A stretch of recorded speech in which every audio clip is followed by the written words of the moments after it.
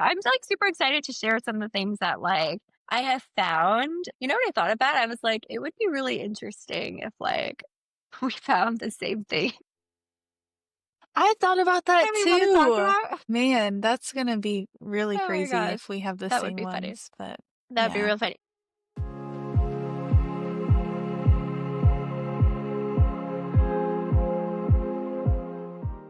It reminds me, so I have a now that we say that, so I have a friend and she'll always send me like TikTok videos and stuff and or vice versa, I'll send it to her and we're always like, "Oh yeah, I saw that. Oh yeah, I saw that." And I'm like, our algorithm is like exactly the same. My word.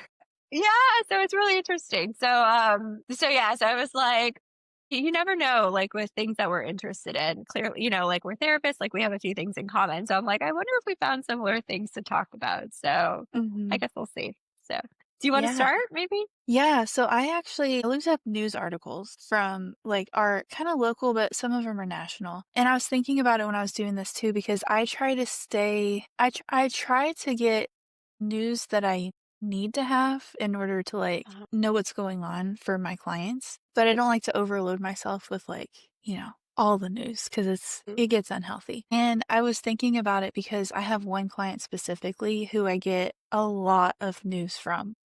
I don't know if that happens to you. Like, it I has. find out so much from my clients about what's happening in the world.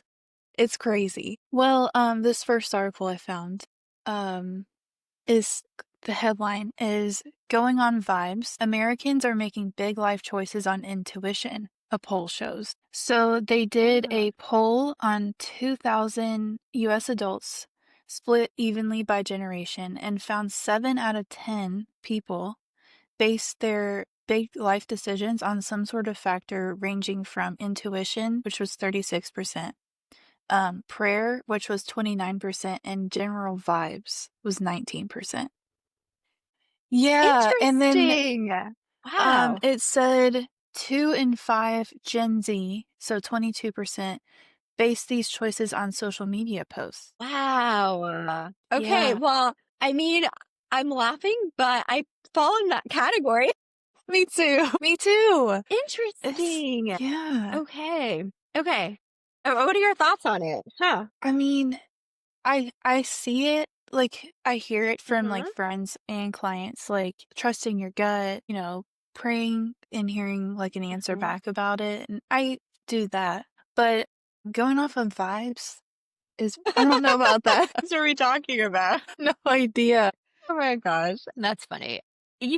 I'm not shocked by I'm shocked by like the so they said like it's the same like based off of the generation. Like there's no difference between the generations. Is that what the article said? So, yeah, it looks like there's no difference.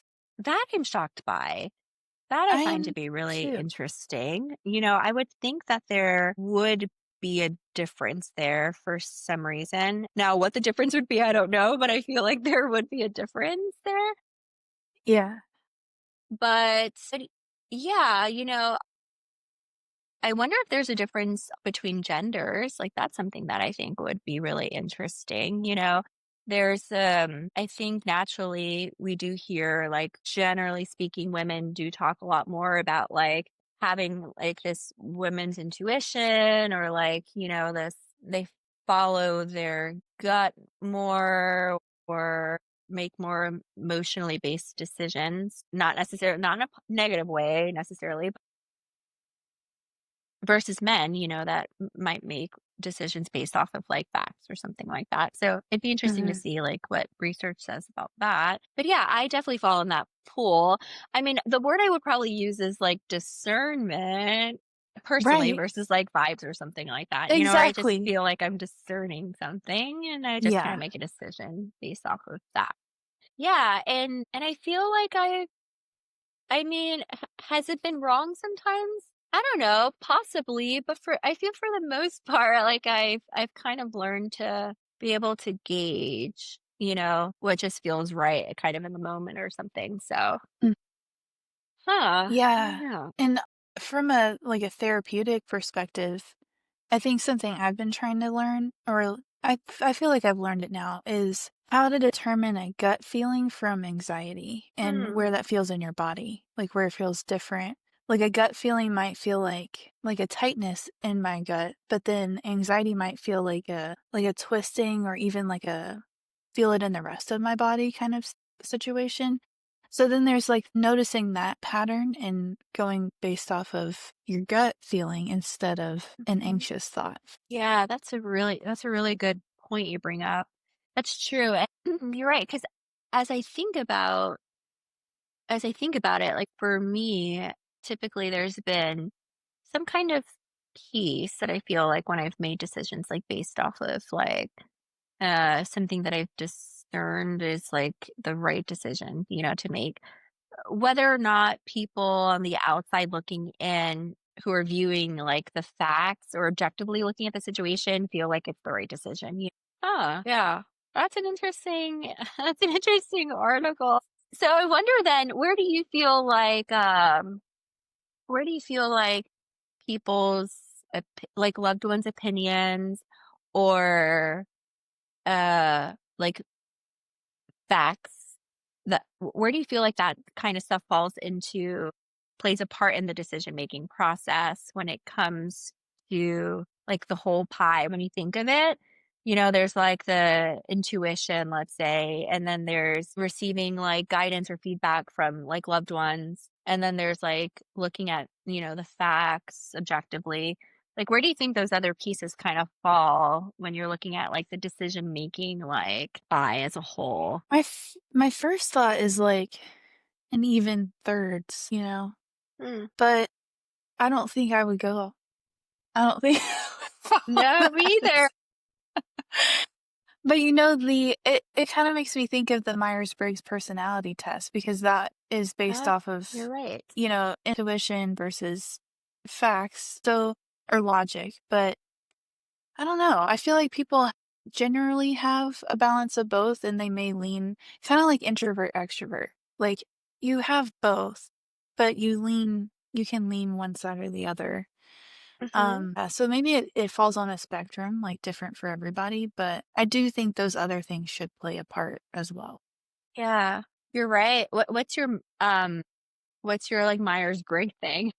This is insane. I took it freshman year of college and it's never changed. It's Mine hasn't changed either. really, yeah. Uh-huh. So it's the INFJ, which is the Me counselor. too. No way. Yeah, That's that is wild. me. Yeah, and it's a very small percentage. It is. It's Yeah, very small. I forget what percentage, but it's a very small percentage of the population. That is funny. Yeah. And it's crazy Interesting. because at that point this career never even crossed my mind. Like I never even Mhm. thought I would be a therapist. I don't know about you when you first took it, No, but not at all. Yeah. I knew I loved psychology, but I never thought about being a counselor until, Mhm. like, I had come back from, like, my first graduate program, and that's when I Mm. explored it. So, very interesting. Yeah. Yeah. But you know what also Wow. falls in that category is, like, ministry work too. Yeah. Yeah. Mhm. Mhm. That's a Yeah. That's so funny. Interesting. Okay. All right. So this is one of the ones that I found was this. So I stumbled upon actually an article that referenced something that I don't think, and it's okay. Well, I don't think Oprah had said it recently, but they were referencing it recently. So the article came out like a few weeks ago, but Oprah said that there were 5 books that, how she has like her book club and all, like she's known for all of mhm. that, right? So she said that there were 5 life-changing books that she recommends for self-growth. And so a few of them were like The Four Agreements by Don Miguel Ruiz, and then Daring Greatly by Brene Brown, which is a really good book. And then The Untethered Soul, which I've not read either, by Michael Singer. So, but I was curious, what would you say is or has been a life-changing book for you and why? I would say the book Connecting by Larry Crabb. It's an older one, but it was something we had to read before we even started grad school. So it was like a pre-start book. I don't know how do you say that, but it's this psychologist, the Christian psychologist who talks about you don't even need therapy, you just need human connection. And it's so wild to hear that Yeah. from somebody who is a therapist, but he's Mhm. basically he's talking about how important it is just to connect on a human level with people. And one, I feel like that's a great way to start a therapy program, like to becoming a therapist, because you're learning like just the basics, like building rapport, creating that connection with a person is more healing than the therapeutic approach you take or Mhm. the interventions you use. So I feel like that one's been like a foundational book for me, not just in my work, but in life in general. Yeah, wow. I wonder, do you know anything about his history? Like, I wonder what led him to write that, being in the counseling field. Right. I don't, and I haven't read it in a while, but I know he has other books out there, so I probably should look into that. Yeah, that's really interesting. And I there's something to be said for that. Like, we're seeing in a lot of ways, we're seeing like a we're pulling away from that, like human connection. And I feel like we're trying to be innovative and creative in ways to try to like recreate human connection, like almost like making it fancy and like, I don't know, coming up with these like really innovative ways of recreating human connection, but I feel like it just isn't doing it, you Mm-mm. know? So, and we're seeing like the repercussions of that for sure. And I think that you and I, people like us in the counseling space really get a firsthand, like front row experience of what that looks like. But so many people are walking around suffering in silence and maybe Mm. not truly opening up with loved ones and talking about like what that feels like to feel Yeah. so disconnected and Yeah. disengaged from like the world around them. Mhm. But that's an interesting book. I've never heard of it. Yeah, I'll have to read it. Yeah. Yeah. Well, Hmm. what would you say is your life-changing book?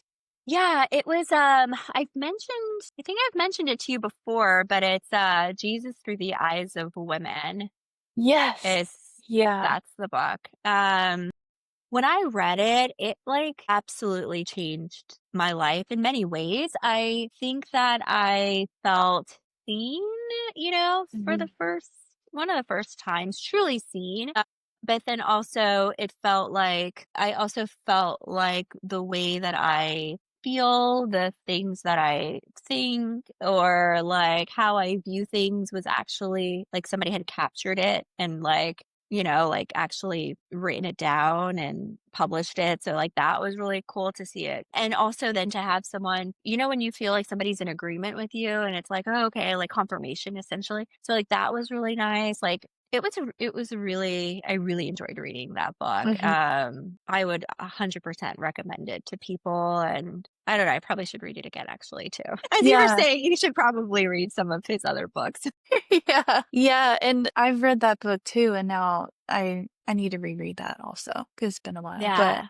It's a yeah, great I book. it's a wonderful book. Yeah, isn't it amazing how, like, reading other people's or, like, seeing other people's thoughts and opinions on paper and reading it, like, can have such an impact on, like, your life, and not Yeah, even meeting the person, but just kind of reading their insight can have exactly. such an impact.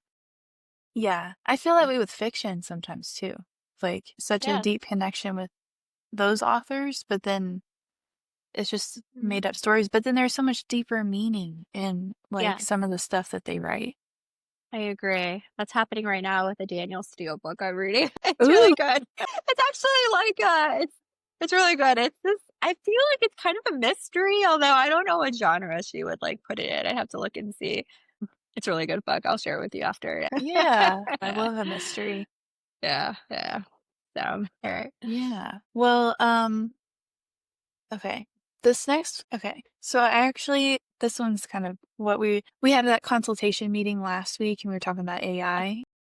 Yeah. So, yeah, recently, can't remember where I read it, but I had heard that the freshly graduated college grads are the highest unemployment rate right now. And they're let me see. I swear it was said. Okay, the unemployment rate for recent college grads is already outpacing the overall unemployment rate with the broader workforce. And some people are believing that white collar jobs are going to start declining because of AI. But then Mm. this person that works for Amazon, Kim, can't say her last name, I don't know, is excited about it because she was talking about how we always need to be learning and growing and innovating and applying these things to our lives in order to better ourselves. But then a lot of critics are kind of going against that because of how AI is possibly taking away more jobs. So I guess it kind of goes with what we were talking about last week in Mm. our meeting, but like AI in our field and what it looks like for our clients and jobs in general and just our culture. So what are your Yeah. thoughts on that? I don't know. That's a tough one. I try to put, I try to think about, so there's been uh so many innovations, like so many things that have happened during our lifetime that are seem to be so normal, and so I try to think about the generations before us, and like as the things that we find to be normal or were being created and like being introduced. I wonder like what they were thinking about like those kinds of things. So the example I'm thinking of is my dad used to work in the post office and retired from the post office. But I remember when I don't know what they're called, but there's like self service stations in the post office. And I remember when they were being built into the post offices, and my dad was so like worked up about that, and he was Ah. saying how it's gonna take all of their jobs and was just really up in arms about it. Like, I remember, like, vividly thinking, gosh, this is such a big issue.